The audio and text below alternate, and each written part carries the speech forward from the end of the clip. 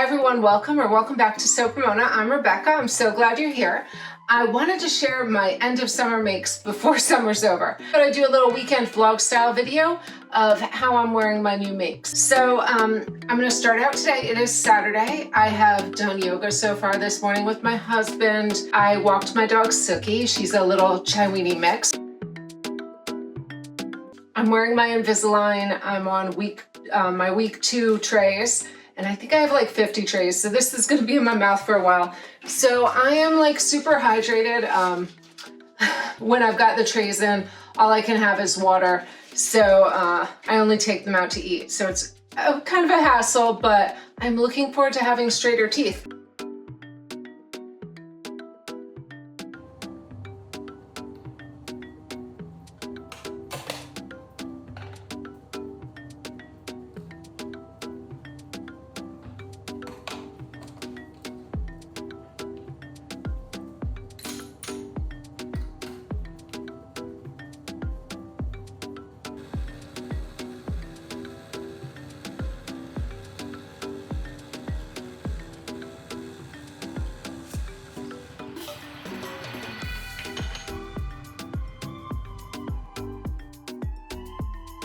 I made us some espresso. I made some really great banana bread, a Nigella Lawson recipe the other day that has like espresso bits in it, and that was delicious, even better the second day.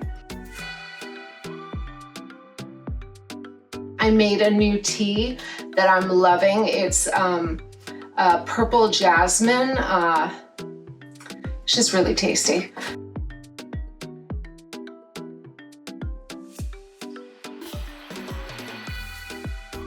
So that's what's happened so far, and now I am wearing my new make. This is the Calvin dress by True Bias, and I love this. I thought I would just throw on something fun today. It's just a little simple tie wrap dress. I've made the blouse before and shown you on the channel. So this time I did do a few changes. In the last version, it was really gapey in the bust because it is drafted for a C cup and I am a smaller B cup. So I'm loving the way this is fitting. I think it's really got a nice smooth line. I'm gonna have to wear it a little bit to see how the overlap's doing, but so far so good. I don't feel like I'm showing too much with the overlapped skirt. Let me see. I pulled out my pattern so I could tell you exactly what I did. So I am, according to her measurements, I'm an 8 in the bust and the waist, and I'm a 12 in the hips. So I just slightly graded out at the hips, but not very far. And I'm gonna show you what I did on my pattern piece. I was going to do a small bust adjustment, but I didn't think that was gonna work quite right. So what I did, especially with the way this is drafted, so what I did instead is I redrafted the front. So I just laid my own sloper over the pattern, and then I adjusted the bust dart, and what I realized is that the original bust dart is not in the place where I like to put my bust dart. So I believe, okay, so I don't think you can see it here, but the original bust dart is about 2 inches higher than mine is. So I think because I'm 47, my bust is not gonna be as high as a 20-year-old. So this really helped to get this nice fit in the bust. And all I did was I used my own bust dart. So it's probably slightly bigger than the original. So you can see this to here is mine, and the original is just maybe 1/4 inch smaller. Maybe a 1/2 inch smaller. So that's what I did with my pattern. And that's pretty much the only change I made because I really did like the blouse. And just hold up the cover art so that you can see what I'm talking about. So I'm really loving this, and this fabric is amazing. This is from Core Fabrics. This is a Marimekko dead stock print, and this is what I was so excited to sew with. So I'm going to stand back so that you can see the whole thing. I just love this print and these gold and green tones on this like beige background. I think it's really pretty. And my favorite part of this is Core Fabrics now has this bias tape, and it's just like a perfect match, this green color. I made it first in the yellow to see if I liked that, because it is the same color as the gold, but it was like too contrasty. I like this, looks a little more simple, a little more understated. So I took that off and I switched it to the green. And one thing I did when I switched it is this pattern is meant to have bra straps and hooks. I had that in my original version, and then I was like, you know what, I'm never gonna change this. It fits how it fits. I don't see the point in having bra straps on when I'm making it myself. It's going to fit me. It is a little easier to do the construction with the loops just because it's not as fiddly. But I just took the measurement of my original sleeve, and then I made my bias go around that length and then overlapped the edge. So I used about 4 yards of this bias tape to bind all the edges. Next time I'm gonna buy 4.5, because I do think these could be slightly longer, my ties. I mean, they work, but I think 4.5 to 5 yards would be a safer bet if you're making this dress and using pre-purchased bias. Oh, before I forget, the it's double fold cotton bias tape, 3/8 inch, and this colorway is Forest, and I got 4 yards of it. I do think next version I make, I'm gonna put pockets in, because I keep wanting to put my hand in pockets and there are none. But I don't think I even had enough fabric to put in the pockets, because I bought just like I think I bought 2 yards, but I'm not positive on that. So, but it's really pretty. I love it. So I was gonna wear this as a beach wrap, but we're going to the beach tomorrow. So I thought I wanted to wear another new summer make. So tomorrow I'm gonna show you my beach cover up and one of my swimsuits that I made that I showed when I was doing my sewing swimwear video. So I will show you that tomorrow, and some little beach scenes as we go. So after this, you can see my hair's still wet. It's morning. It's like 9:15. I think my kids are still sleeping. They're exhausted from their second week at school. So I'm gonna show you a few more things that I'm working on this week. So I just got in all this like Christmas inspired fabric. This is all from Hearts Fabric. For my ASG group, they are doing the Hollywood group in stockings for the troops. So I ordered some holiday material and I found such fun pieces. So I got this Namaste Santa, which I am really excited about. I'm gonna make one stocking, and then I think I'm gonna make pillows for my house for Christmas, because when I decorate for Christmas, I do all shades of like aqua blue and cream. And so I think this navy will be a nice accent to that. And then I'm gonna have to do something fun with this after I make a stocking. This is like a surf Santa at the beach with the reindeer. My daughter is like obsessed with Christmas, so I know she's going to love this one. And then the other ones are just holiday ones that I got to make Christmas stockings. So I've got this print. I thought this one was fun. It's like at a ski lodge. Santa and the reindeers at the ski lodge. This one I thought was really cute. I love the colors in this. And then I just got 2 Kona cotton colors to use as my accent for the top bridge of the stockings. So I got an aqua and a red, which I think is great. It's very Florida. And I wanted to make something fun. My husband was in the Navy, so I love supporting the troops. We're kind of hoping my son goes to military academy. We will see. But yeah, so I was really excited about these makes.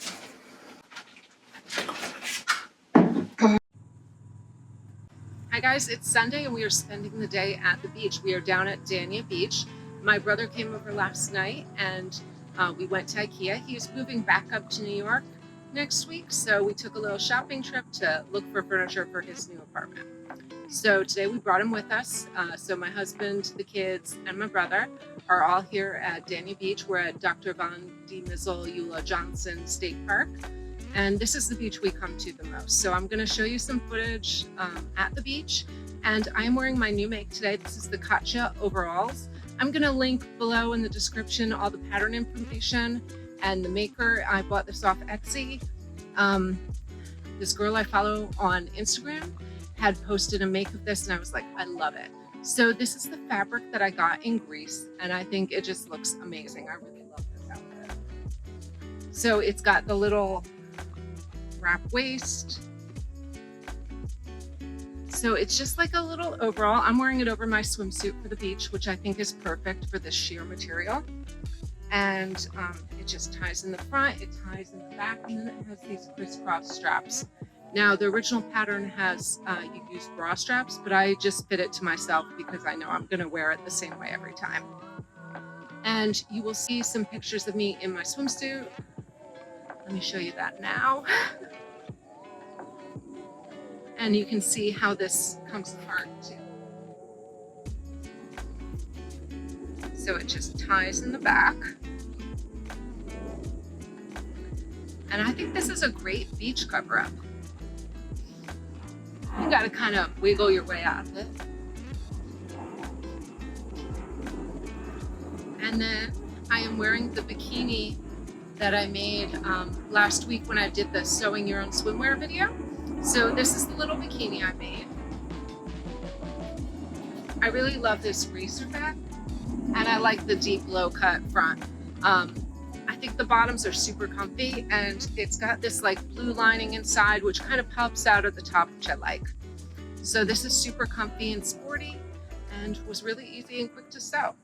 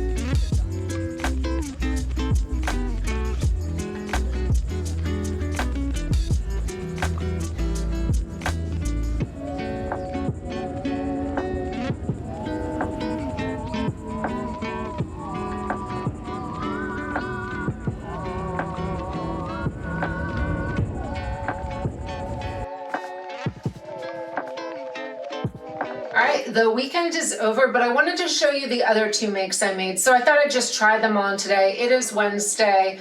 I am working from home today, filming videos. I love this PJ set. So this is that crazy Marcy Tilton fabric I ordered in the green and lavender. And I just love this pajama set. So I probably will wear this later tonight, but I will get changed for a regular day today. But I just wanted to try this on to show you what it looks like worn. And what's really cool is, okay, so you can't see it in the pants, but these pants are pieced. I think I did a really good job hiding the seam. There's a seam right here and right here because I did not want side seams in my pants. So the way I cut it, I don't know what I was doing. I was not paying attention and I only cut out one leg and then I was like, wait, I'm not gonna have enough yardage for one leg because it was cut as one piece with the crash curve in the center. So I solved it by piecing my pieces together and they all match. I used the selvage at the bottom, cut out panels that matched, and then I sewed them in under the knee. because I didn't want it higher up because I was worried that it would bother me wearing them. So I used French seams on these hidden seams, so it feels comfortable inside. There's no like raw edges bothering me. And then the rest was just serged and pressed open when I did it. Now for the top, this is, it may not look it, but it's super luxurious because it is lined in silk charmeuse. This is a nude silk charmeuse that I picked up when I was at Mood Fabrics in Miami. You can go back and watch that video if you missed it. So it is fully lined, and then I like them when they're fully lined to really stay in place and not shift around. So I usually do a stitch in the ditch down the side. So the pant pattern is the PJ pattern I used for my silk PJs with the fabric from Greece. So I will link that below for that pattern. That's a vintage pattern. And then the top is a True Bias Adriene cami. I think this is my go-to easy tank top when I just want to sew something quickly and I'm not really sure what to sew. This always comes together perfectly and it just fits really well. And it's a great pajama top because it's not too revealing, so I feel comfortable wearing this around the kids or if we're traveling around my family. I cut 2 strips for the straps on both sides so that I could have it fully reversible. So this can reverse to the nude silk charmeuse if I want to wear it that direction. But it feels really nice and soft against my skin. What else was I going to say about this? Oh, and then I did raise the back neckline a little bit. Not a huge amount, but enough because it always felt really low to me. And I don't know, I don't like showing that much of my back. Unless it's like really low. So I raised that up a little bit and I feel like it's a little more comfortable now. I've made this pattern so many times now that I don't even read the instructions, I just sew it. I left the hem raw because it is the selvage edge, and I may raise it up later. I was gonna wear it a little bit and I haven't washed it yet, so I wanna make sure it won't shrink. I often will leave my hems long until I've washed them once or twice to make sure they don't shrink, because that is usually where they shrink. They shrink in the length. And Joe left me a comment last week. She was watching the Ralph Lauren spring shows and she was like, oh, this really reminded me of you. And I went and watched them and I was like, oh my God, the colors are perfect. So I am all set for spring. I am for once on trend, which I am not usually. So with this lavender and this lime green. So I am thinking I will add that more into my spring wardrobe when I get to that point. Thanks, Joe, for directing me to that YouTube video on the spring summer show. I will link that below in the description, and you'll see at the end they have a lot of that lime green and lavender and a lot of like really bold, fun colors. So I am planning for fall right now, but spring shows are on, so I'm kind of in that in-between stage yet. So I'm gonna show you the one other dress I finished. So I'm gonna try this on again in a second to show you, but I wanted to just show it flat first. So this is actually an underdress slip for a pattern that I had in my stash. I'll link it below in the description. I've had this for a while. So this is a bias cut slip that has bands, and I changed my strap order up to make them crisscross in the back, and I did change the method of construction slightly. So it's got these bias trims around the neckline, around the underarms, and around the back. It's really simple. It just has 2 darts. I used some, what's it called? I used some hem stabilizer tape to do my hem, just to get it really nice and neat. And this is this is fabric that my mother bought me in Paris This is fabric that my mother bought me when she went to Paris a few years ago, and I was so afraid of cutting it out because it's a very expensive silk, and I didn't have a lot of it. So I was like, what can I make with just this bit of yardage? And this slip pattern did take up every bit of yardage I have. I think I have 1 bias strip left that maybe I could use for something else. But I was really hesitant. I think I've had this for like 4 years in my stash. So that's another reason to buy fabric when you find it and you love it, because maybe you won't sew it this year, but I have fabric that's been in my stash for 5 or 6 years, and there will come a time where you'll want to sew it. It's really elegant, and I'm thinking about wearing this in the winter, maybe for Christmas or a holiday. I just think it's really elegant. I'm gonna try it on to show you. All right, so this is the bias cut slip I made, and I did find the pattern. It is Butterick 5920, which is a retro 1951 pattern. And you can see it just looks like this little house dress, but the slip pattern for it I use all the time. I've made a naturally dyed version of this that I dyed with avocado, and that's up on my blog if you want to see this. This dress probably won't be up on the blog for a little bit because I haven't gotten any real pictures of it. I'm trying to catch up with adding pattern reviews up to the blog of what I've made in the last few months. So this is just a really simple close-fitting bias slip with bias shoulder straps, neck, armhole binding, and narrow hem. So for this, I did change the way I did the straps. What did I do? Oh, I did my straps separately, and then I sewed them on. I attached them from the armhole angle so that they go this direction, and then I crisscrossed them in the back. And I just love how this looks. I think it's very cool. I feel very like Dolce & Gabbana, very sleek and cool in this. I don't know where I'll wear this other than maybe at the holidays, but I love it. Or as a regular slip. I mean, it is a nice silk slip that I could just wear under something else or for bed. But it's very, very comfortable. It's not too tight, which is great, because sometimes when I make bias cut slips, they do tend to be a little too form-fitting in the waist. But this one, I really like the ease that's put into this slip. So it is not too tight, because this is just straight out of the pattern.